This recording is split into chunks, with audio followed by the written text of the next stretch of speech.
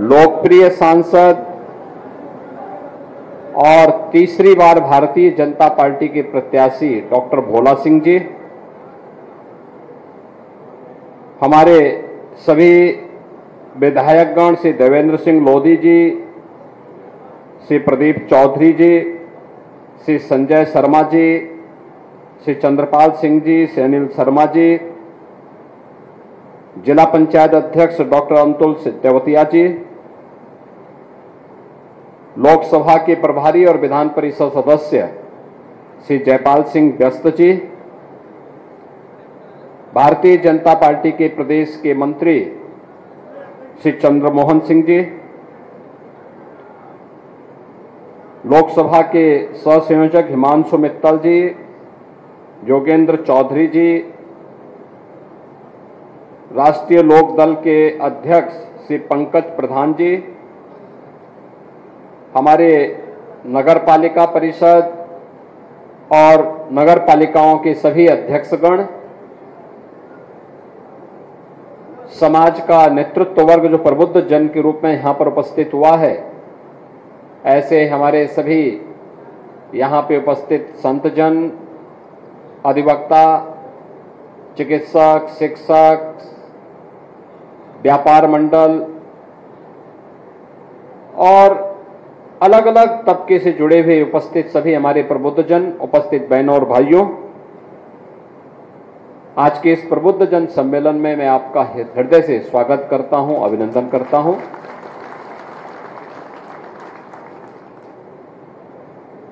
अच्छी सरकार जब आती है तो बुलंद इरादे से बुलंदशहर की तरह ही विकास की नई ऊंचाइयों को प्राप्त करती हुई दिखाई देती है। बुलंदशहर, मुझे याद है 2017 में या उससे पहले जब कभी चुनाव प्रचार के लिए हमें आना होता था तो पिछली सरकारों के कारण भय और आतंक का पर्याय बन चुका था।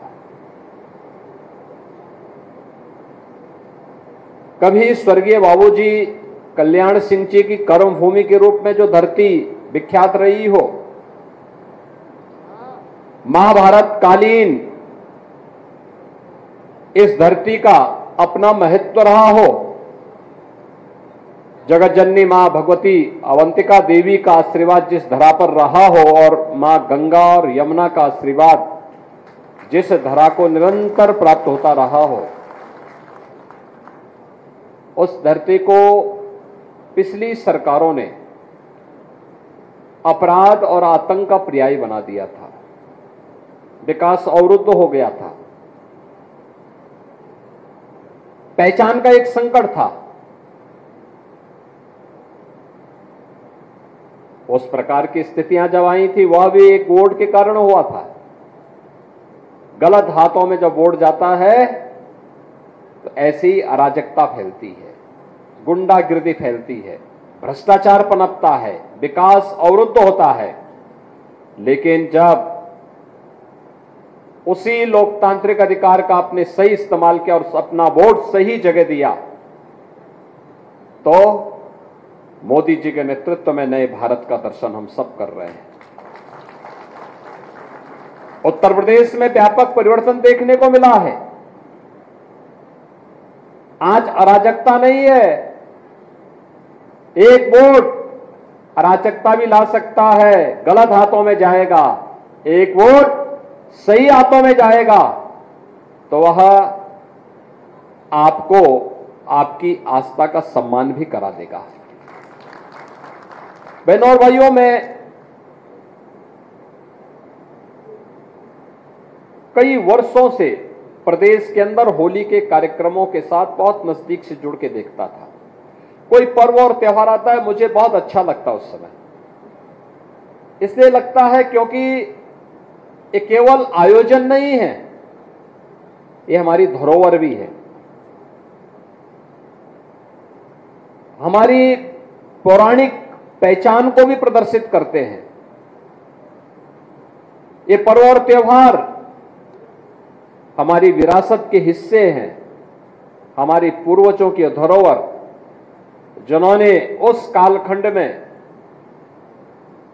समाज जीवन को प्रभावित करने वाली किसी विशिष्ट घटना को पर्व और त्योहार के माध्यम से उन्होंने जोड़ने का कार्य किया था। तो होली हो, दीपावली हो, विजयादशमी हो, रक्षाबंधन हो, जन्माष्टमी, शिवरात्रि, रामनवमी, इन सभी कार्यक्रमों को लिए मैं बहुत पहले से ही बहुत इनके प्रति मेरा आग्रह रहा है कि कार्यक्रम धूमधाम के साथ होने चाहिए, पूरे समाज को जोड़ करके इन आयोजनों के साथ भागीदार बनना चाहिए। होली के आयोजन को भी इसी नजदीकी से हम देखते थे, लेकिन मैं अक्सर इस बात को देखता था कि हमारे पूर्वी उत्तर प्रदेश में गाना गाया जाता था, होली खेले रघुवीरा अवध में होली खेले, लेकिन गाना लोग गाते थे, गांव गांव में गाते थे, होली की मंडली गांव गांव में घूमती थी, यही गाना गाती थी। लेकिन दुख होता था कि गांव गांव में लोग गा तो रहे हैं, लेकिन अयोध्या में जहां आप राम लला के होली खेलने की बात कर रहे हैं, वहां तो राम लला है ही नहीं, वे स्वयं गायब रहते थे। और पहली बार आपने देखा होगा 500 वर्षों में हमारी पीढ़ी कितनी सौभाग्यशाली है, हमने अयोध्या में रामलला को होली खोलते हुए देखा है।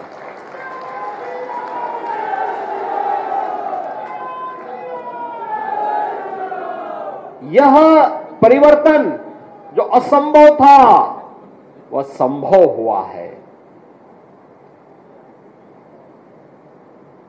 पिछली सरकारों की दंगा पॉलिसी को भी आप लोगों ने देखा है, दंगा होता था।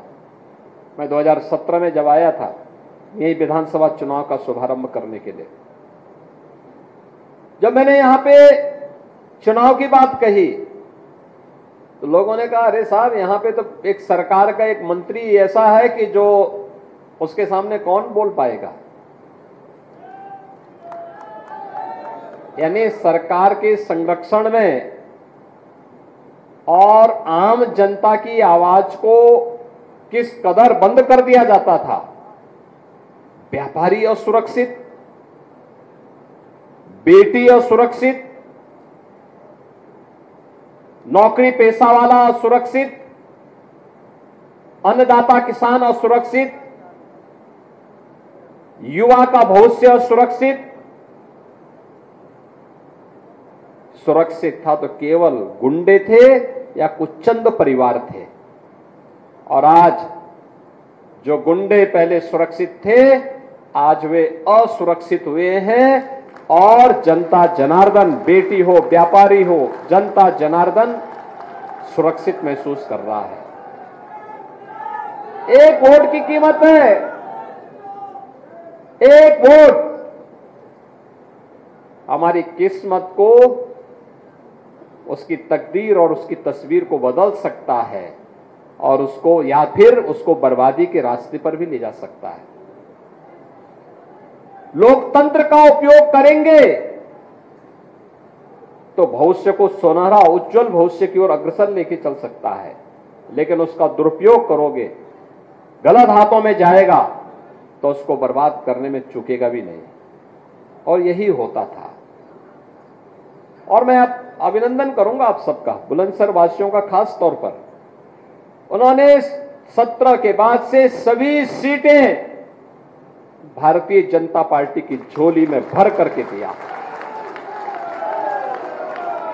कोई सोचता था बुलंदशहर में गंगा एक्सप्रेसवे जाएगी, वह साकार हो रहा है। आप बुलंदशहर में बैठेंगे 6 घंटे में। इस वर्ष के बाद, इस वर्ष के अंत तक ऐसा प्रयास हो रहा है कि प्रयागराज में अगले वर्ष कुंभ का आयोजन होगा, तो उस कुंभ के आयोजन में बुलंदशहर के लोग 6 से 8 घंटे में सीधे पहुंच जाएंगे।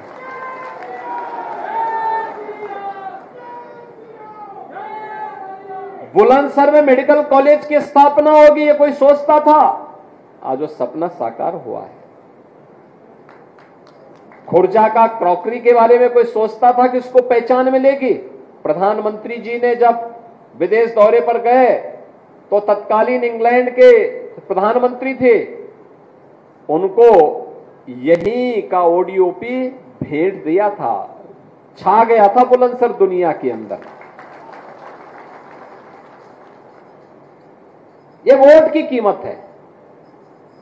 और चुनावी सभा के पूर्व में आपके बीच में इसलिए आया हूं कि समाज को मानसिक रूप से तैयार करने के लिए आप सबकी सबसे बड़ी भूमिका होने वाली है। धर्माचार्य हो, शिक्षक हो, चिकित्सक हो, अधिवक्ता हो, व्यापारी हो या सीए हो, ये सभी लोग अपने अपने तबके में, अपने अपने जगह पर उसका एक अपना महत्व है।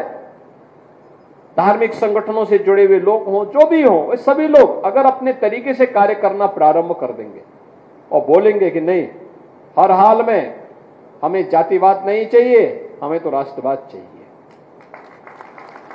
हमें परिवारवाद नहीं चाहिए, हमें तो सबका साथ और सबके विकास के भाव के साथ कार्य करने वाले लोग चाहिए।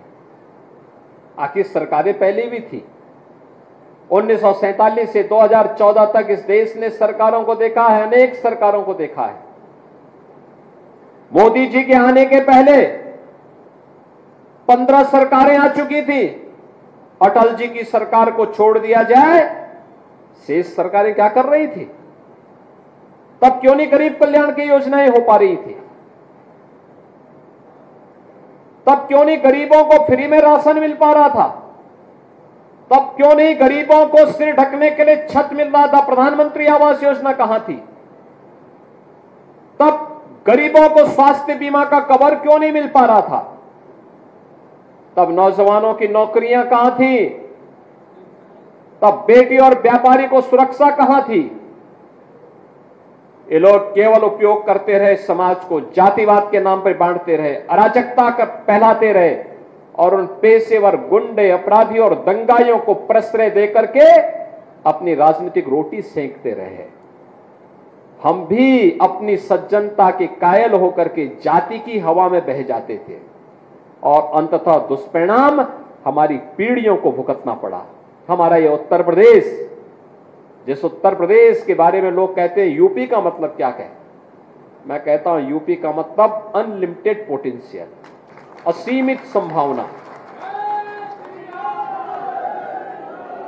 असीम संभावना वाला प्रदेश है ये प्रदेश पहचान के लिए मोहताज हो गया। तो असीमित संभावना इसमें नहीं होती तो भगवान राम, भगवान कृष्ण, भगवान शंकर, मां गंगा, इन सब का आशीर्वाद हमें मिलता क्या? दुनिया की सबसे उर्वरा भूमि हमारे पास क्या नहीं है? हमारे पास है सबसे अच्छे हस्तशिल्पी हमारे पास, सबसे अधिक योग्य युवा हमारे पास। तो हम हाथ क्यों फैलाएंगे? हम अपनी ऊर्जा को और अपने स्वाभिमान को आगे बढ़ाएंगे और उत्तर प्रदेश के माध्यम से भारत के विकास में अपना योगदान देंगे। आज यही उत्तर प्रदेश कर रहा है। जिस उत्तर प्रदेश को पिछली सरकारों ने बदहाल बना दिया था, वही उत्तर प्रदेश आज मोदी जी के नेतृत्व में देश की अग्रणी अर्थव्यवस्था बन रहा है।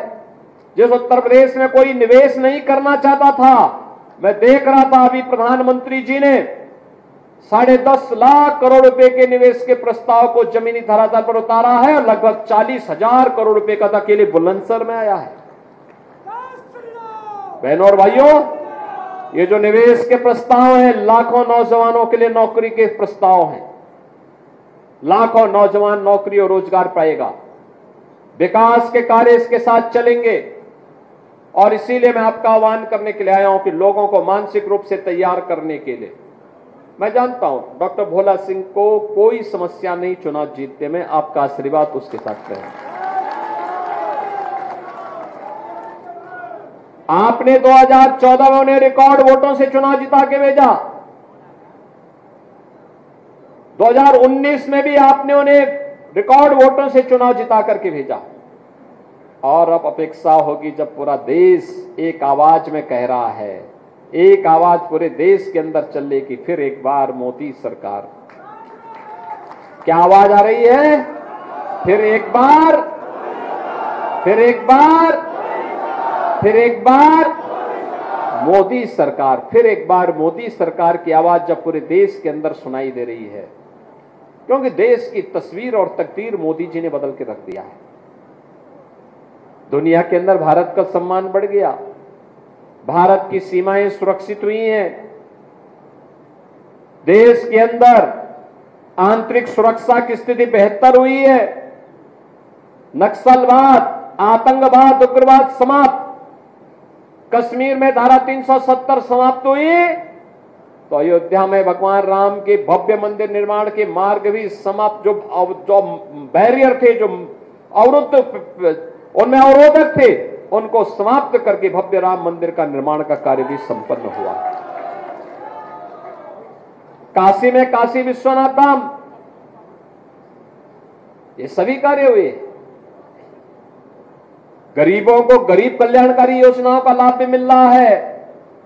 पिछली सरकारों की दंगा और कर्फ्यू की नीति को समाप्त करते हुए हम लोगों ने कहा नहीं, दंगा नहीं, उत्तर प्रदेश कर्फ्यू के लिए नहीं, उत्तर प्रदेश तो कावड़ यात्रा के लिए हर हर बम बम के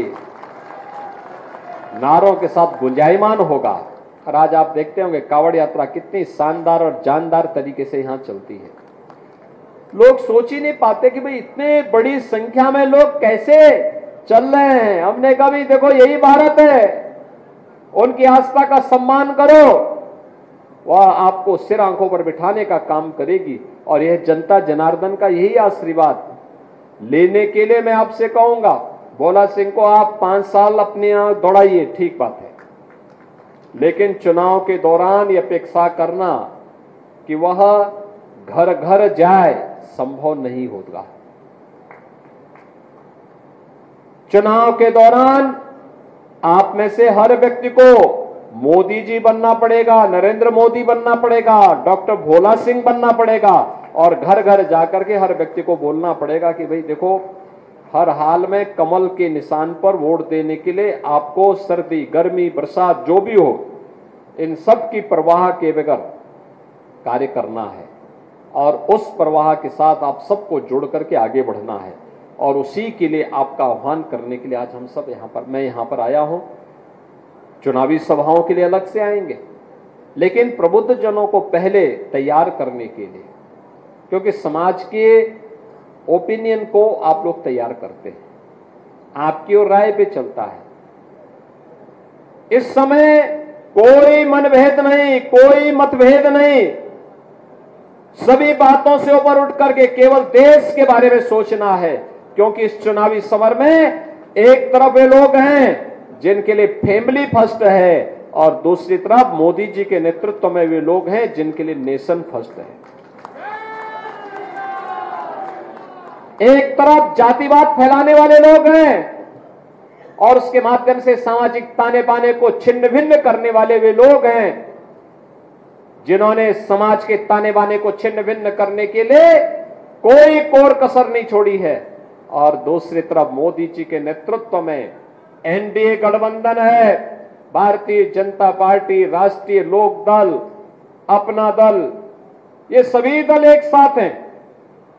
राष्ट्रीय स्तर पर बड़ा अलायंस एनडीए के पास भी है, जो एक साथ सबका साथ और सबके विकास के लिए सोचता है। पूरे देश के अंदर मोदी जी के लिए कोई परिवार नहीं, मोदी जी के लिए 140 करोड़ का भारत ही अपना परिवार है। इस भाव के साथ उनके द्वारा कार्य किया जा रहा है।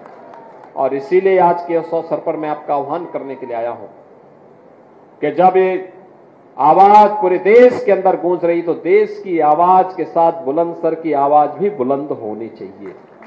सहमत हैं? सभी लोग सहमत हैं? पिछला रिकॉर्ड टूटेगा, सभी रिकॉर्ड टूटेगा। क्यों? हमारे विधायकगण सहमत है ना? रिकॉर्ड टूटेगा ना? तो रिकॉर्ड तोड़ने के लिए ही मैं आपके बीच आया हूं कि रिकॉर्ड तोड़ने के लिए हम लोग देखेंगे बुलंदशहर के उसको। और इसीलिए अभी से घर घर जाना है, मतदान के लिए लोगों को तैयार करना है, और मोदी जी को उत्तर प्रदेश की ओर से 80 मनकों की जो माला पहनाई जानी है, उनमें बुलंदशहर अपनी पूरी बुलंदी के साथ आगे बढ़ सके, इसके लिए आप सभी प्रबुद्ध जनों का आह्वान करते हुए मैं देता हूं अपनी वाणी को विराम। जय जय श्री राम।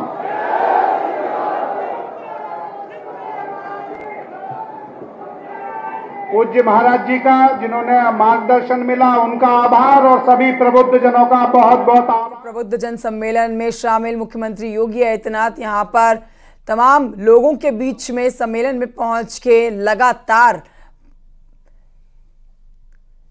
मोदी सरकार की योजनाएं जन जन तक पहुंचाने की जिम्मेदारी इस सम्मेलन में लोगों को देते हुए नजर आए हैं। तो बड़ी बातें आपको बता रहे हैं मुख्यमंत्री योगी आदित्यनाथ की अब से कुछ ही देर पहले संबोधन की जो निकलकर सामने आई है, जिसमें देखिए दुनिया में भारत का सम्मान बढ़ा है। उनकी तरफ से कहा गया है आज देश की सीमाएं सुरक्षित महसूस कर रही हैं, भव्य राम मंदिर का निर्माण हुआ है। साथ ही मुख्यमंत्री योगी आदित्यनाथ ने राम भक्त अयोध्या पहुंच रहे हैं, इस बात का भी जिक्र किया। तो हाथरस के बाद बुलंदशहर और अब ग्रेटर नोएडा का रुख करने वाले हैं यहां से मुख्यमंत्री योगी।